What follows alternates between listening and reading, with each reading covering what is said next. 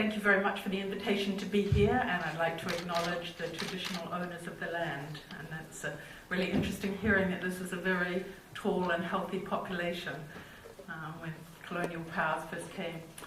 So I'm going to be talking a talk that fits in well with the last one, but it's making a case that when we're thinking about how to reshape our buildings, how to rehabilitate our buildings, we need to be thinking more broadly about the benefits on energy efficiency, climate change as well. So as a public health person, I became interested in housing because it's where we spend most of our time, between 75 and 90% of our time, and that varies very little across the OECD. And I became aware, because I'm a social scientist, but I work with physicists and engineers and architects, that there are systemic effects of improving housing. And I'm going to talk very briefly about two of the community trials that my group has done, discuss two ones that we're in the process of doing, and look to see if what we found in a randomized community trial was also true when it was generalized out to the country as a whole. And I'm going to touch very briefly, if I have time, on the link between housing and transport, because while I'm mainly concentrating on thinking of the housing and the occupants as a system, I also want to talk about where we place our houses and how densely we build our houses has a very big impact on both affordability and carbon emissions. And briefly ending on what we can learn from natural experiments, and before I make my conclusions. So first of all, to reiterate the point that inside buildings is where we spend most of our times, in buildings like this, in our homes and schools. And if you're young, or you're old, or you've got a chronic illness, it's about 90% of the time.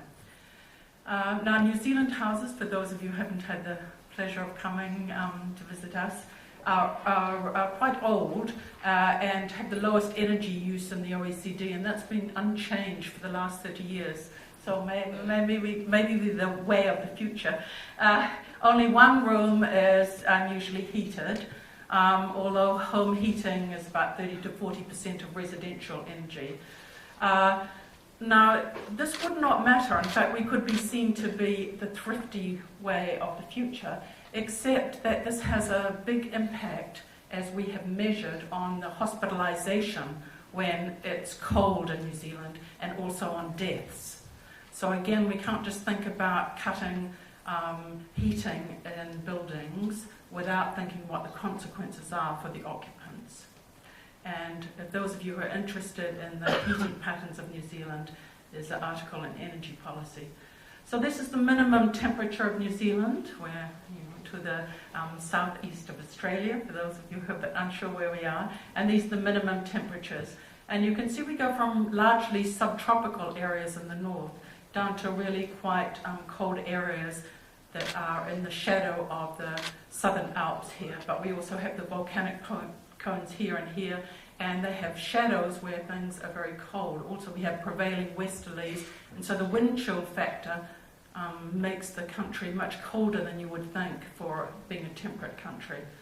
Most of the houses are quite old. They were built during and after the war by the first Labour government, and this is the standard design, the state houses, and they're underneath one of the geothermal dams that were built to most of our electricity in New Zealand is renewable, and the current government is selling off the electricity companies and a lot of the state houses. So if you want some, it's open for buying. The Taranaki, Mount Taranaki, shows just how you get the penumbra around in terms of clouds. And we are getting a rise in extreme weather events, as is occurring in other parts of the country, so we can have some very, very cold periods as well as very warm periods too. So the first study I'm going to talk to you about is the Housing Insulation and Health Study, and this was set up to look to see if there were any health effects from the program that had been put in place to try and improve energy efficiency in New Zealand by doing a very basic insulation in the ceiling, draft stopping around the doors and windows, insulation underneath the floor joists. These are mainly standalone wooden houses, and a polythene sheet on the ground to stop moisture rising. And those of you who are interested in seeing a DVD about it, I didn't chance my luck by showing it today. It's on our website, Healthy Housing, where we show you what we did, and we also talk to some people who are involved in the study. We do all our studies with the communities that we're involved in. This first one involved 8 communities, and we train people from the community. We go around and we talk to each of the communities. It was a cross-section of New Zealand, people who lived in, owned their own homes, people who rented their homes, or people who rented from the government. And we explained to them that everybody was going to get the intervention, but some were going to get it before than others. It was randomized as to whether they got it first or second. And to cut 5 years short into one side, we found the average temperature of houses in New Zealand is about 16 degrees, so we're not that different from mainland China. But the bedroom temperatures increased, the relative humidity decreased, and the energy saving was about of 81% in the insulated houses of the houses that were in the intervention group were 81% energy of the uninsulated houses. And the bedroom temperatures were below 10 degrees, so the heating, remember, is only one room of the house, and it's usually the living room that's 16 or 17 degrees. So the bedrooms that are usually on the south side, the cold side of the houses, are quite cold. Now, those are really quite small changes, but those of you who are familiar with public health and the population view of health, if you can shift the modal point even slightly, it can have a big effect on the extremes.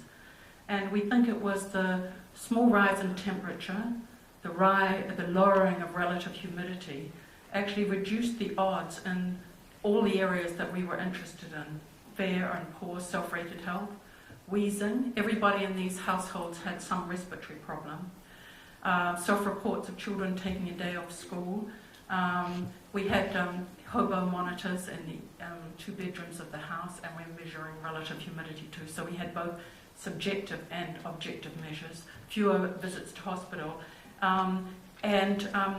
Interestingly, the hospital admissions, because it's quite a rare event, the trend was in the right direction for respiratory and coronary, two diseases that we would think would respond to temperature, because after all, they're both reliant on the thickening of the blood in terms of coronaries, and that causes plaque, are more likely to get coronary events, and the link between respiratory and the circulatory system affecting the heart. But it wasn't statistically significant. I'm going to come back to that, because that was what we were really interested in looking at when this program, on the basis of our research, got rolled out to the country as a whole. My husband's an economist, and he did the cost-benefit study, which is in the Journal of Epidemiology and Community Health, where we decided to look at what the impact was being, not just on the health, but because we had reduced the energy demand in these households. That obviously reduced carbon emissions, and so we valued the carbon emissions and as well as the health effects, and suggesting that a net present value, taking the benefits in the future back to the present, there was 1.5 to 2 times the magnitude of benefits as there were costs, and that happened to be. It cost about 1,800 New Zealand dollars to do this insulation package, which happened to be the cost of one night in a hospital. And this became the story that was or the relationship that became very significant when there was discussions at Cabinet or with ministers. You only had to insulate a house which was going to last, guaranteed to last this insulation for about 30 years. You only had to stop one person going into hospital, and you covered the cost of insulating the house. Others, of course, have picked up the idea of co-benefits from insulating. This is a marginal abatement curve, an economics way of representing costs and benefits that comes from Almqvist, the Swedish group. And above the line, it costs you money to do things.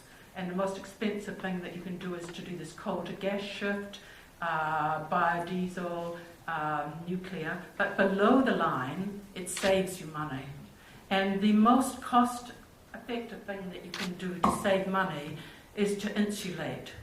And so that told a story both to the Minister of Energy as well as to the Minister of Health. We were very concerned that the temperature in these houses had still only gone to 17 degrees. And the WHO recommends that the temperature should be between 18 and 21, both for comfort and for health, and that below 16 degrees, you're starting to get health effects for those who are vulnerable. And in New Zealand, as I mentioned, if it was just houses with 16 degrees and it had no effect, well, we'd say, well, we're the way of the future. But in fact, along with Scotland, Portugal, Ireland, and Greece, temperate countries, but who have houses that are not warm in winter, we have 1,600 excess winter deaths each year. And this is not just people dying in winter who might have died a week after winter ended. This is people who die prematurely from cold houses. And we have a very lightly regulated energy market, which means that there's a rapid rise in fuel prices and fuel poverty. And use of wood burners, which has in the past been the traditional way of heating houses, is being made illegal in some areas because of air quality exceedances. So you've got this difficult problem of trade-offs between the cheapest energy being wood, and in a sense a closed cycle, and the health effects of actually burning wood in terms of wood ash. Moreover, we know that as the price of electricity is going up, partly in preparation for selling off these companies so that they can get good dividends, those who are on the bottom decile of income, this is the group at the top here, they're paying up to 13.5% of their income on household fuel. This goes from 1990 to 2011. Now, people who are on my income as a professor, the amount we spend on fuel, household fuel, has not really changed in the last 20 years. So there is a growing inequality, as one American article points out, to heat or to eat. To heat or to eat. And this becomes a real problem for those on low incomes. And I'm increasingly seeing articles in the paper. This is a coroner's report on the death of this woman's baby, and she says, but the baby died when it was alongside them in bed, but she says our house was so cold that day that they were better off sleeping together to keep warm. And this is a couple who take to bed with hot water bottles because they find that it's too expensive to actually keep their living room warm. Moreover, we've had and I would be interested to talk to Chinese colleagues about this, we've had because our market is deregulated, we're the most deregulated economy after the Hong Kong when it was independent before. Third of New Zealand households have unflued gas heaters. And these are these standalone portable heaters that release multiple combustion products inside. And we were very concerned about the effect of nitrogen dioxide from these, apart from the fact that they can explode, or you can catch your dressing gown on them and go up in flames. Nitrogen dioxide inflames the linings of the lungs and can cause upper respiratory infections to go down to lower respiratory infections. So they're not a good source of fuel, and they share many of the problems that solid fuel heaters have around the world. So our next study was to look at the housing, heating and health study. Again, we did a randomized community trial. Everybody got the intervention in the end. But at the second winter, we were comparing those who had the intervention, in this case, new effective heaters, as against those that didn't. And this was 409 households where children had asthma. I should say all of the central heating is very unusual in New Zealand, less than 5% of households. So we're talking about people who are controlling the demand for their heating. And here we were trying to get the indoor temperatures up to about 18 degrees. And particularly to stop people using these unflued gas heaters. Again, we went around and explained, that's my husband and the chief biostatistician, we're explaining to people about the choice of heaters that they could have. And this is, we monitored very closely with Palms tubes, temperature, lots of independent measures. Houses that had unflued gas heaters had 3 times the nitrogen dioxide. And the higher indoor nitrogen dioxide levels were associated, and you can see they're quite high compared to recommended levels. Higher indoor nitrogen dioxide levels were associated with greater reported daily symptoms of lower respiratory tract infections, upper respiratory tract infections, coughing and wheezing, and more use of asthma medication. 1 in 5 children in New Zealand have asthma, and the pharmaceutical bill for asthma is the largest pharmaceutical component of our bill. And these unflued gas heaters, you'll recognise them, they're illegal in some jurisdictions but not in New Zealand. And we were also taking out these very inefficient 2 kilowatt heaters and putting in heat pumps, wood pellet burners or fluid gas heaters. And the results in this intervention group, the average temperature rose to almost 18 degrees. There was a 2/3 reduction in nitrogen dioxide, and as I mentioned before, overall, fewer upper and lower respiratory infections, reduced asthma symptoms, fewer school absences, and I'll show you later on the box and whisker plot for this. Children were at school for 2 days more in winter in the intervention group that had these unflued gas heaters taken out. There was a reduction in dry cough and a reduction in sleep disturbed by wheeze. And this was published in the British Medical Journal too. And if you want to look at, if you're particularly interested in the effect of nitrogen dioxide, that's in Indoor Air or in the European Respiratory Journal, where we look actually at the health effects. And here's the box and whisker plot. You can see that this is the control group. These are the people who had, these are the people who were, didn't have, their homes weren't insulated and they didn't have the new kind of heating. And you can see once they were in the intervention group, there was a small but significant shift in terms of days off school. And these groups that were at the extreme, those very disruptive, long absences from school were reduced. Again, we did a cost-benefit study of this and found that if you assume that there was somebody with a respiratory condition in the house, because by now these interventions are getting quite expensive, they're about 4,000 New Zealand dollars for these heaters. There were significant effects of time off school, the caregivers for the child at school, health services and pharmaceutical usage.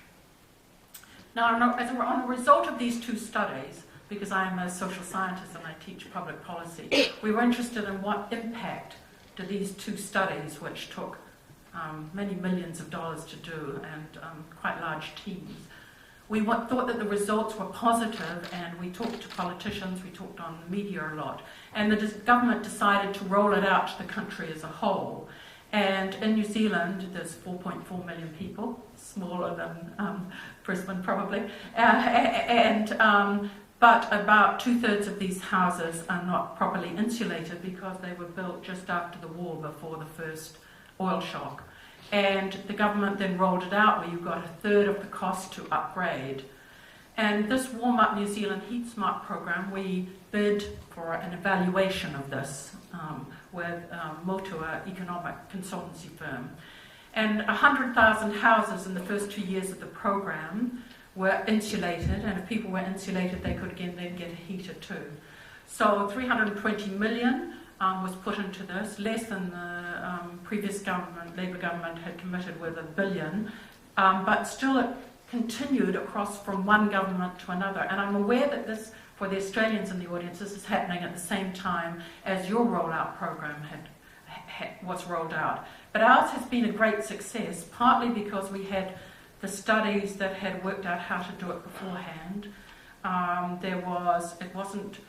We have a unicameral government, so it wasn't like the federal government was driving it. It was done very much at local level with local builders. There was quite careful control over it, and the results have been very successful.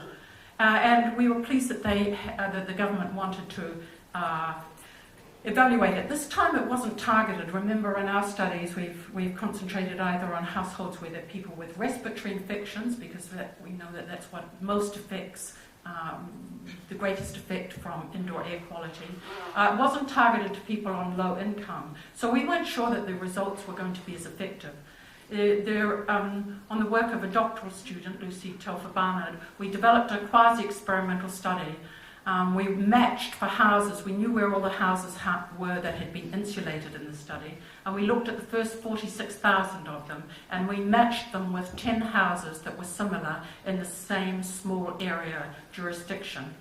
And we found a small but significant drop in metered energy, a significant health outcomes in pharmaceuticals. In New Zealand, we have a unique identifier number, and you can link it to pharmaceutical usage, your hospitalisation, and when you die, your mortality records.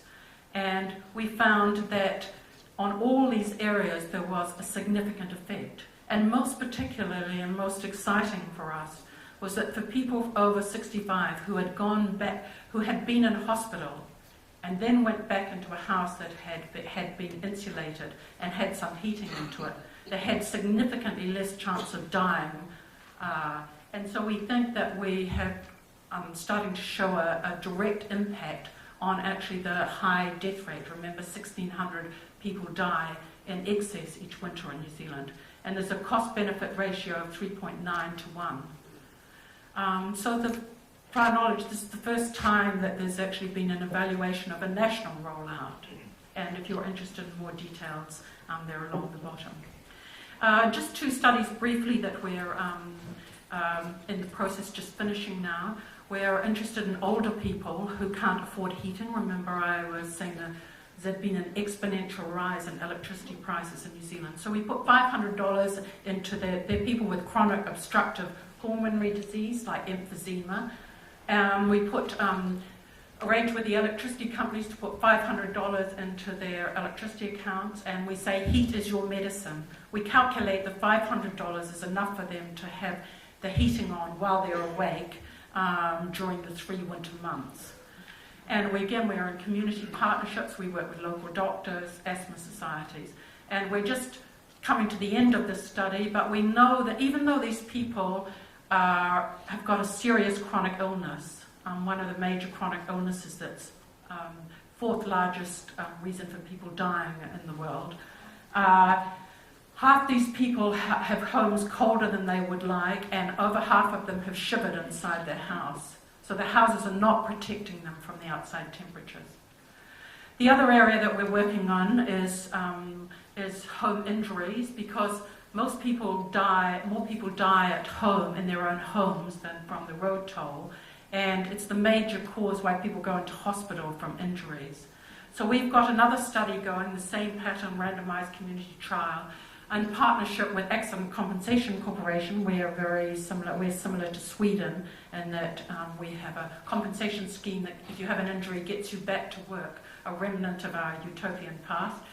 And so we're able to see if we spend between $500 and $1,000 on mitigating, reducing hazards in homes, does that stop people then having to claim accident compensation? In other words, does it stop them getting injured?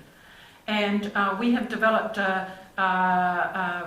light of the conversation today, a healthy housing index with David Ormandy from the UK, which are the details below if you want to have a look at it. And so we look at what is the hazard that is most likely to cause injury. And the preliminary results from this are that it causes a 19% drop in injury hazards. So this looks to we're only spending, remember, between $500 and $1,000, slit mats, handrails, fixing up backdoor steps. The last one I'm going to talk about very briefly, I realise I'm coming to the end of my time. I mentioned that in New Zealand we only heat one room of our house. Now, this might seem sensible in some ways, except it means everybody crowds together in one room of the house, rather than using all the rooms of their house. And we think that this is probably the key to why there is a rather tragic rise in infectious diseases in New Zealand. Because if everybody's in one room of the house for most hours of the day, it's much easier for transmission of viruses and bacteria, which we know last better in any case in cold rooms. And my colleague Michael Baker and I recently published an article in The Lancet showing that there is an alarming rate of infectious diseases, particularly amongst children, Māori and Pacific children who tend to live in more crowded households in New Zealand. So again, we can't say that just heating one room of the house is a good idea if you don't look what the health effects of it is. Again, we've done a community trial. We've been following through everybody in social housing in New Zealand, about 250,000 people over the 10 years. And we've shown that if you actually improve the housing and ensure that it's insulated, heated, and that the households are not crowded, and that people are put in contact with their doctors, after this healthy housing program, hospitalizations fell 27% the year after. And when they made sure that it wasn't crowded, so you built an extra room on the house, there's almost a 2/3 drop in hospitalization. Now this is a very, very good intervention. If we're trying to stop people going into the hospital, both these pieces of work, I think, show that investing in housing is a very good way to do that. And finally, just concluding, I'd like to remind us all about the importance of climate change and that housing is a really critical part, both in terms of energy efficiency and how we construct our houses, as in terms of reducing carbon emissions. That housing and transport systems, if you have higher density housing, it means you're more likely to walk, more likely for public transport to be cost effective. And if we take a model from the Dutch and the English and design our houses around these transport, it's a very good idea of co-locating people. Finally, I'm just going to conclude. I can see the shadows coming like kabuki theatre behind me. Opportunities for natural experiment. When something happens like the Christchurch earthquake, this was the second after the Christchurch earthquake, somebody from the hills taking a photo, huge amount of dust into the air. This is in the red zone. Liquefaction looks like New Orleans. Buildings going down everywhere. It's a huge opportunity to say what kind of housing are we going to build in its place. And while we're deciding what kind of housing, we're into the second year, there's a real crisis in housing there. Both the WHO and the OECD tell us that it's housing, where we locate housing, how we build it, how we instruct or educate occupants to use it, that's going to make the big difference for whether we can deal with carbon emissions. So in conclusion, systems approach to housing, I think, highlights the co-benefits of improving housing. Warmer, safer housing improves health and well-being, lowers hospitalization and excess winter mortality. And retrofitted houses are more energy efficient, less polluting heating and cooling systems. And remember, if you can stop people putting on the heater or the cooling when they come home from work or school at the same time the factories are going, there's less coal-fired generation, that demand for that peak energy, and denser cities are much more healthy for us. So improving housing has co-benefits for health, energy efficiency and carbon emissions. And I would make a plea at the end that this is a public good. Too often governments think, oh, it's your house, so it's your private good. You can be hot or you can be cold, it's up to you. But our work shows that this has impacts for all of us, not just for the carbon that is emitted, but whether we pay in our taxes for someone going into hospital or a child falling behind at school because it's ill because of the indoor environment that it lives and breathes. Thank you.